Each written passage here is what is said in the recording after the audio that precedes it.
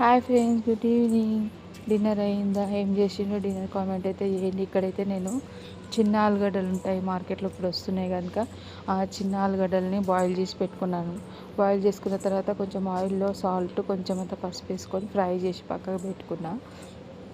తర్వాత చిన్నగా onion cut చేసుకున్నాం, మళ్ళీ చిన్నగా కట్ చేసుకుని దాంట్లో అల్లం ఎల్లిగడ్డ కొంచెం కొత్తిమీర వేసుకొని ఆయిల్లో ఫ్రై చేసుకోవాలన్నమాట.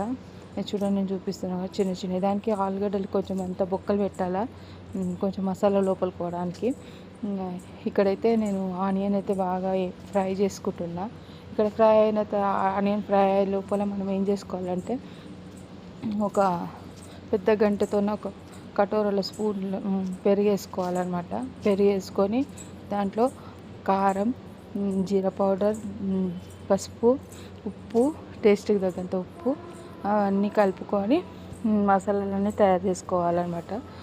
తయారైన తర్వాత ఇప్పుడు ఆనియన్ ఇవి చూడండి, ఇట్లా మొత్తం కలుపుకొని పెట్టుకోవాలా. కలుపుకొని పెట్టుకున్న తర్వాత మనం ఆనియన్ దాంట్లో వేసేసుకోవాలన్నమాట. అది ఆనియన్లో వేసుకునేటప్పుడు ఏం చేయాలంటే గ్యాస్ పెద్ద పెట్టుకోవాలా, ఎందుకంటే చిన్నగా పెడితే పగిలిపోతుంది మళ్ళీ. అందుకనే నేను చెప్తున్నాను అన్నమాట. పగిలిపోయే కాకుండా ఇలా మనం పెద్ద పెట్టుకున్నాం అనుకో పగలదు. పెరుగు మొత్తం రాయి రాయిలాగా చిన్న చిన్నగా ఇట్లా ఇది కాకుండా కుళ్ళ కాకుండా పెద్ద గ్యాస్ పైన పెట్టుకొని మనం బాయిల్ చేసుకోవాలా. చూడండి, నేను చూపించినట్టయితే మీరు చేయండి ఒకసారి. కావాలంటే కొన్ని వాటర్ వేసుకోవచ్చు, అది మన ఇష్టము. ఇక్కడైతే వాటర్ వేస్తున్నా చూడండి. కొన్ని వాటర్ వేసేసి కలిపి ఆనియన్ దాంట్లో అయితే వేస్తున్నాను. ఇంకా నేను కారం పొడి ఉప్పు ఏం వేసుకోలేదు, ఎందుకంటే ఆల్రెడీ పెరుగులు అన్నీ వేసేసిన కనుక ఏం వేసే అవసరం లేదు. ఇప్పుడైతే పెరుగు దాంట్లో వేసిన తర్వాత కొన్ని వాటర్ దాంట్లో పోసుకొని మనం కొంచెం కలుపుకున్న తర్వాత ఈ ఆలుగడ్డలు కూడా దాంట్లో వేసుకోవాలా. పెరుగుతోనే ఆలుగడ్డలు కూడా ఉడికిపోతాయి అన్నమాట. దీంట్లోనే కొంచెం అంతా ఉంటే కసూరి మేతి వేసుకోవాలా.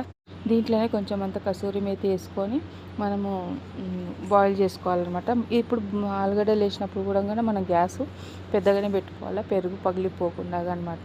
ఇక్కడైతే చూడండి, నేను పిండి కూడా తడుపుకుంటున్నాను. ఇక్కడైతే కూర అయితే రెడీ అవుతుంది. చిన్న మంట పైన వేరే గ్యాస్ పైన పెట్టుకొని ఇక్కడైతే చపాతీలు చేసుకుంటున్నాను. చపాతీలకైతే పిండి కొంచెం తడుపుకుంటున్నా.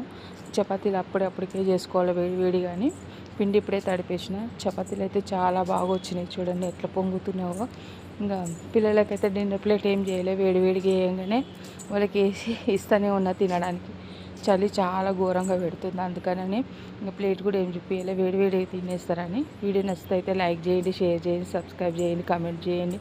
ఎలా ఉంది ఫుల్ వీడియో అయితే చూడండి. Bye friends, good night.